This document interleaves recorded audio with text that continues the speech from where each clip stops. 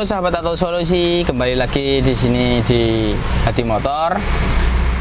Kali ini saya mau menjelaskan tentang tutorial mengatasi RPM Xenia 1000 cc bandang atau RPM-nya stasionernya ketinggian. Coba kita lihat trouble-nya ya.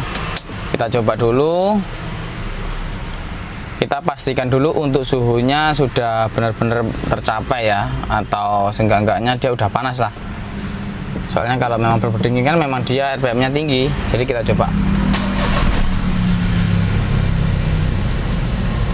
Ini dia turunnya lama banget ya. Untuk RPM dia berhenti di 1200. Ya ini ya, jadi tanpa AC dia 1200, ketika di AC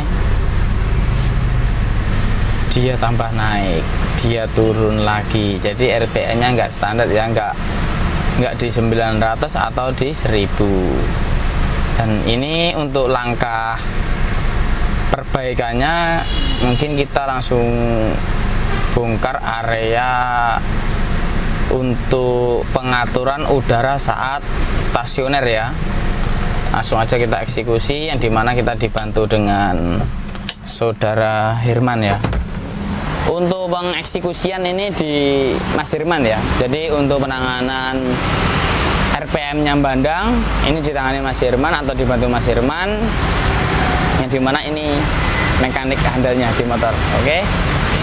Nah, untuk penanganannya seperti yang saya bilang tadi, di ISC atau untuk pengontrol udara saat stasioner atau idling ya. Jadi komponennya itu skrupnya ada 2. Nah ini kita lihat di sini ada sekring ya, sekring atau fuse 15 ampere, itu warnanya biru. Kenapa kok dilepas ya? Jadi kita kasih edukasi sedikit tentang ISC atau kenapa kok ini harus dilepas. Soalnya ini juga pengaruhi di memori atau di memori ECU-nya, tujuannya biar merestart ulang. Lanjut dibersihkan untuk Mas Herman ya, untuk ISC-nya. Untuk membersihkannya kita biasanya menggunakan bensin ataupun karburator cleaner. Ini yang dipegang Mas Herman namanya ISC ya, yang untuk pengontrol udara saat idle. Mesin idle tanpa digas atau menjaga RPM saat lepas gas ya. Jadi ini. Nah itu untuk ujungnya ini kita pastikan benar-benar bersih. Satu, kedua dia itu nggak macet. Nah untuk memastikan macet enggaknya itu kita harus tancapin di soketnya ya. Jadi soketnya nanti ditancapin, kita kontak on dan kita off. Nah ini kita juga melihat kondisi kendaraan ini memang benar-benar tidak terawat, yang dimana kita lihat di minyak rem ya, ini menandakan benar-benar tidak ada perawatan atau penggantian yang berkala. Mungkin dia gantinya bisa-bisa 5 tahun sekali, kalau biasanya juga nggak diganti sama sekali. Nah ini menyebabkan remnya cepat ambles ya. Mungkin sahabat Auto Solusi, saya nggak bosen-bosennya yang customer yang datang ke bengkel itu pasti saya saranin untuk minyak rem ya. Itu memang berdampaknya besar, takutnya nyeplos ketika di luar kota. Kalau nggak gitu pas benar-benar urgent mobil mau dipakai, remnya ambles atau dia ngeblong. Dan sistem rem itu sebagian dari safety untuk kendaraan. Nggak safety kendaraan aja ya, juga sebagai penumpangnya juga. Jadi saya saranin untuk pemilik kendaraan apapun itu jenisnya yang menggunakan minyak rem, memang untuk dari bengkel-bengkel luar atau yang terutama saya dulu dari desa ya, itu jarang mengganti. Mungkin cuma ditambah seperti itu. Setelah saya mendalami ilmu ya, mungkin belum begitu dalam, tapi untuk minyak rem pasti pro semuanya, yang benar-benar dia mengetahui pasti perlu penggantian rutin. Jadi saya saranin benar-benar dijaga untuk penggantian minyak rem ya, soalnya dia nggak berdampak jangka pendek tapi jangkanya jangka panjang. Mungkin itu ya untuk tambahan tips di video RPM ini. Kita lanjut lagi untuk pemasangan ISC ya. Jadi tadi dalamnya udah kita bersihkan, sekarang tinggal pakai ya, tinggal pasang ya.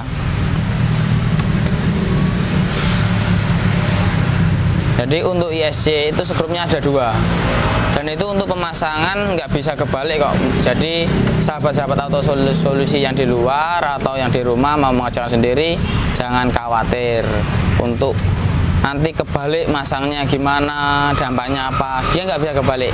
Kalau kebalik dia nggak pas untuk lubang baut atau skrupnya ya. Tapi cuma hati-hati untuk pelepasannya, soalnya skrupnya kecil, takutnya dia jatuh. Kalau udah jatuh udah pasti susah carinya.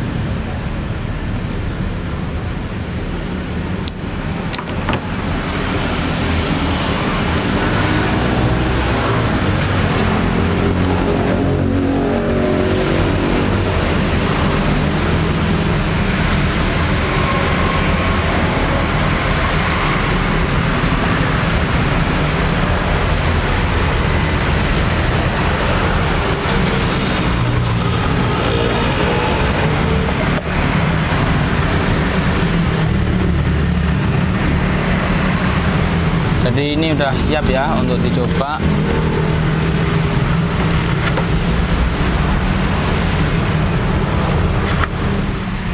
Ya, jadi ini ya, mari kita coba hasil kita. ISC-nya kita bersihkan. Nah, jadi ini adaptasi dulu ya. Jadi RPM-nya rendah, biarkan RPM-nya standar atau dia beradaptasi sendiri.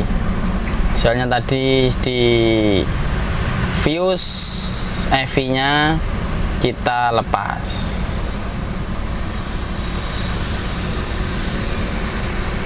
Nah, ini ya, ini udah benar-benar di bawah. Coba kita matikan, terus kita starter ulang.